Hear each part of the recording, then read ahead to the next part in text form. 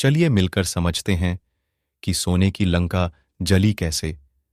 यदि हमें किसी घर में बाहर बाहर से आग लगानी हो और हम हाथों में मशाल लिए दीवारों में सटा दें, तो यकीनन आग लगने के बजाय बुझ जाएगी। लंका सोने की हो, लेकिन टेक्सटाइल कंपनियां बड़े पैमाने पर कपड़े का निर्माण नहीं करती थीं, इसलिए लंका के लोग कपड़े भी कम पहनते थे। तो घर में पर्दे लगाना तो दूर की बात है, इसलिए घर की चौखट जलाने के बाद आज बुझ जाएगी। तीसरे तरीके से सोचते हैं। हनुमान की पूंछ में आग लगी थी और पूंछ उनके शरीर का हिस्सा था, तो जितनी देर लगाएंगे आग बुझाने में उतनी ही तकलीफ होगी। सो फटाफट दीवारों में पूंछ सटा सटा आकर फटाफट आग लगाना था, जो कि बिना ईंधन के हो नहीं सकता। परंतु रामायण के अनुसार जिस तरह से और जिस तेजी से लंका में आग लगी है, उसके लिए हनुमान के पास जरूर पहले से पेट्रोल होगा। अभी तो आर्ज जो पार कर चुका है, उस समय सस्ता होगा। चौथे तरीके से सोचते हैं। कोई सोने वोने की लंका थी ही नहीं, वह महलों के जगह झोपड़ों में आग लगा चुके थे।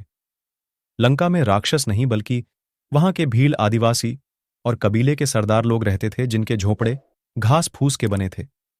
दीवारों में आग नहीं पकड़ते, वह भी तब जब वह धातु के बने हैं, और आग लगाने का समय भी रात में ही होगा, जब सब सो रहे हों। वरना दिन में कोई हमारी आंखों के सामने हमारे घर में आग लगाए तो हम आग से लगने से पहले ही उसे बुझा देंगे। पांचवें तरीके से सोचते हैं।